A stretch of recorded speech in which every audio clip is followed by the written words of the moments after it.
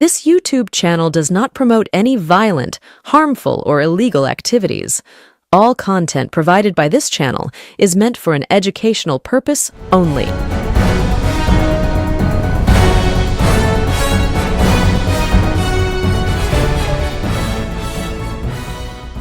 ভাই বাংলাদেশি মুসলমান, তোমাদেরকে তোমার খালা আর ফুফু আর বাঁচাতে পারবে না। ওই রোজই বলছে এসআইআর করতে দেব না, এসআইআর করতে দেব না।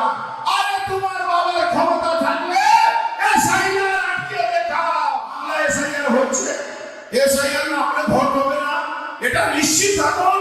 দেখলেন, প্রাক্তন সাংসদ বারবার দল বদল করা বর্তমানে এই বাংলার রাজনীতিতে পাল্টিবাজ নামে পরিচিত অর্জুন সিং এর বক্তব্য। সাধারণত এই বঙ্গচক্ষু ইউটিউব চ্যানেলের কোনো ভিডিওই সরাসরি কোনো বক্তার এইরকম আগুনে মেজাজে বক্তব্য দিয়ে শুরু হয় না, কিন্তু আজকের পর্ব একটি বিশেষ পর্ব। সেই কারণে অর্জুন সিং পাল্টিবাজ, ধান্দাবাজ, পল্টুরাম, তৃণমূলে দোকান বন্ধ করে দিলীপ ঘোষের কথা অনুযায়ী যে বিজেপিতে দোকান খুলে বসেছে, সেই অর্জুন সিং এর বক্তব্য দিয়ে আজকে শুরু হলো আমাদের বঙ্গচক্ষু ইউটিউব চ্যানেলের আজকের পর্ব।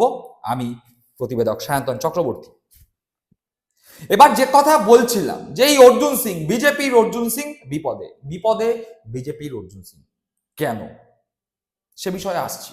কিন্তু অর্জুন সিং আমরা কি শুনলাম বক্তব্যে অর্জুন সিং নাম না করে মমতা বন্দ্যোপাধ্যায়কে খালা, ফুফু বলে আক্রমণ করলেন এবং মুসলিমদের রীতিমতো হুঁশিয়ারি দিলেন, বললেন কোনো খালা ফুফু তোমাদের বাঁচাতে পারবে না, এসআইআর হবেই এবং বাংলা থেকে রোহিঙ্গা মুসলিমদের নাম বাদ যাবে, এসআইআর না হলে ভোট হতে দেব না।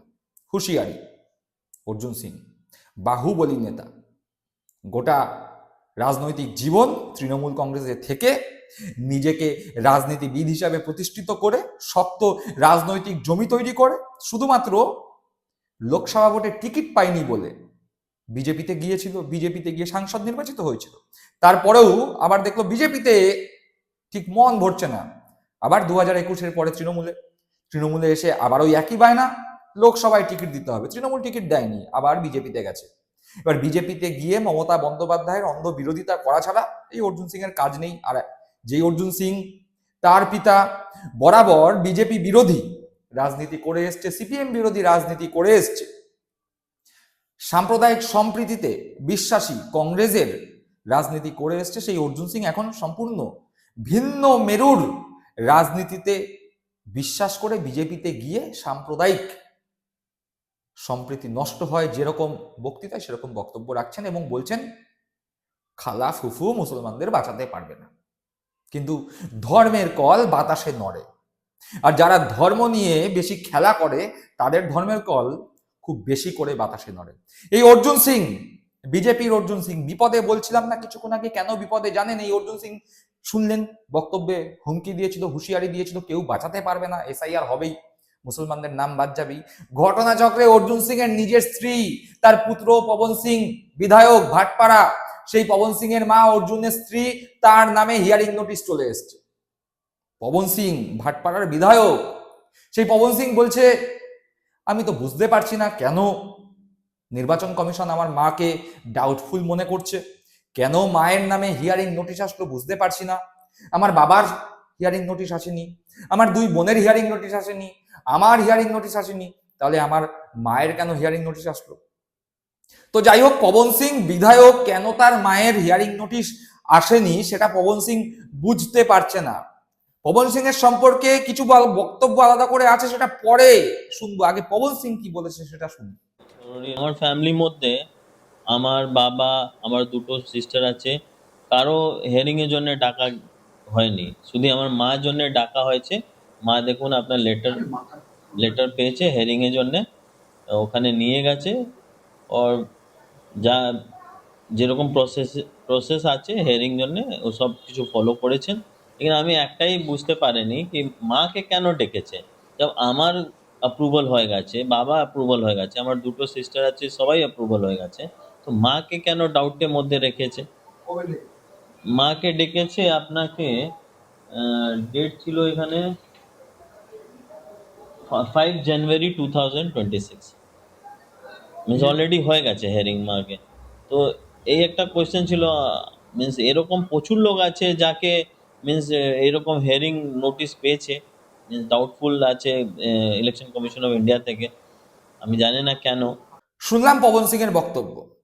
পবন সিং বললেন, খুব কষ্ট করে বাংলায় ভেঙে ভেঙে বললেন। সাংবাদিকদের প্রশ্নের উত্তরে আমরা দেখলাম পবন সিং কথা বললেন, কিন্তু তার সেই কথার মধ্যে সাবলীলতা নেই। বাংলা সাবলীলভাবে বলতে পারেন না। এই বাংলার বিধায়ক, পশ্চিমবঙ্গের বিধায়ক, ভাটপাড়া বিধানসভার বিধায়ক, তিনি যে ভাষায় কথা বলুন আমাদের কোনো অসুবিধা নেই, কিন্তু এই পশ্চিমবঙ্গে 87% মানুষ বাংলা ভাষায় কথা বলেন। তার পিতা দীর্ঘদিন এই বাংলার বুকে রাজনীতি করেছেন, তার পিতাও বাংলাটা খুব ভালোই বলেন। এই পবন সিং জন্ম থেকে আজ পর্যন্ত এই বাংলার বুকে বড় হয়েছেন, রাজনীতি করছেন, এই বাংলার বিধানসভায় বিধায়ক নির্বাচিত হয়েছেন। সেই পবন সিং এখনো পর্যন্ত বাংলা ভাষাটা ঠিক করে বলতে শিখলেন না। আপনার লজ্জা হওয়া উচিত।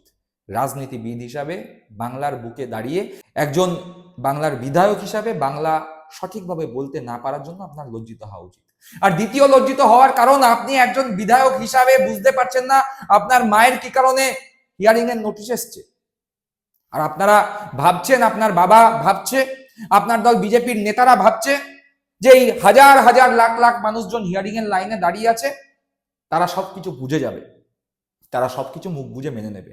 আপনি বিধায়ক, আপনার বাবা অতীতে বিধায়ক ছিলেন, পৌরসভার চেয়ারম্যান ছিলেন, সাংসদ হয়েছিলেন, আপনার ঠাকুরদা বিধায়ক হয়েছিলেন। যেই পরিবারে একাধিক বিধায়ক সাংসদ হয়েছে অতীতে, সেই পরিবারের সদস্য হয়ে যদি আপনি বুঝতে না পারেন নির্বাচন কমিশন কেন আপনার মায়ের নামে হিয়ারিং নোটিশ পাঠিয়েছে, তাহলে বাংলার সাধারণ মানুষরা কিভাবে বুঝবে তাদেরকে হিয়ারিং এর নোটিশ নির্বাচন কমিশন কেন পাঠিয়েছে? আপনার মায়ের নামে হিয়ারিং এর নোটিশ এসছে বলে লাইনে দাঁড়িয়ে আপনার মাকে হিয়ারিং এর শুনানিতে যেতে হয়েছিল বলে আপনার গায়ে জ্বালা ধরেছে, আর বাংলার সাধারণ মানুষরা যাদের বৈধ নথি থাকা সত্ত্বেও তাদেরকে হিয়ারিং এর নোটিশে দাঁড়াতে হচ্ছে, তাদের গায়ে জ্বালা ধরবে না?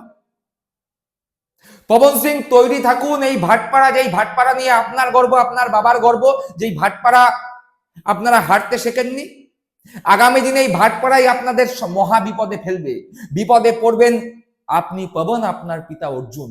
এই ভাটপাড়াই আপনাদের লাল কার্ড দেখিয়ে হারিয়ে বান্ডিল করে বুঝিয়ে দেবে হিয়ারিং এর নোটিশ সাধারণ মানুষের এসছে, তাদের পাশে বা তাদের বাড়িতে একাধিক সাংসদ বা বিধায়ক ছিল না। তারাও আপনাদের মতোই বুঝতে পারেনি নির্বাচন কমিশন কেন তাদের নোটিশ পাঠিয়েছে। আর আপনার পিতা মঞ্চে দাঁড়িয়ে বলছে এসআইআর করতেই হবে, এসআইআর না হলে বাংলায় ভোট হতে দেব না। এসআইআর বাংলায় হচ্ছে, সাধারণ মানুষের হয়রানি হচ্ছে, আপনার মায়ের হয়রানি হচ্ছে, রোহিঙ্গা খুঁজে পাওয়া যাচ্ছে না। তাহলে পবন সিং, ভাটপাড়ার বিধায়ক, আপনার পিতা প্রাক্তন সাংসদ অর্জুন সিংকে জিজ্ঞাসা করবেন যে বাবা, আপনি তো বলেছিলেন এসআইআর এর ফলে রোহিঙ্গারা বাদ যাবে, বাংলাদেশি অনুপ্রবেশকারী মুসলিমরা বাদ যাবে, তাহলে আমার মা কি রোহিঙ্গা?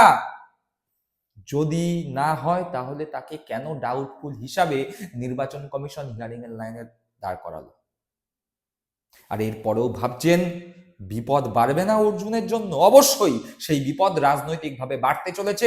রাজনীতির ময়দানে বিপদে পড়তে চলেছে অর্জুন, পবন এবং বিজেপি। এই গোটা বাংলার মাটি বিজেপিকে বিপদের পতাকা দেখাচ্ছে। এই বাংলার মাটিতে বাংলার জনগণ, বাংলা ভাষী থেকে শুরু করে হিন্দি ভাষী, বাংলার সাধারণ মানুষজন যেভাবে এসআইআর এর নামে হয়রানির শিকার হলো, বাংলার মানুষজন ইতিমধ্যেই তৈরি হয়ে আছে বিজেপিকে, অর্জুন সিংকে, পবন সিংকে, শুভেন্দু অধিকারীকে, পাল্টিবাজ ধান্দাবাজদের লাল কার্ড দেখিয়ে এই বাংলা থেকে বিদায় করবার জন্য।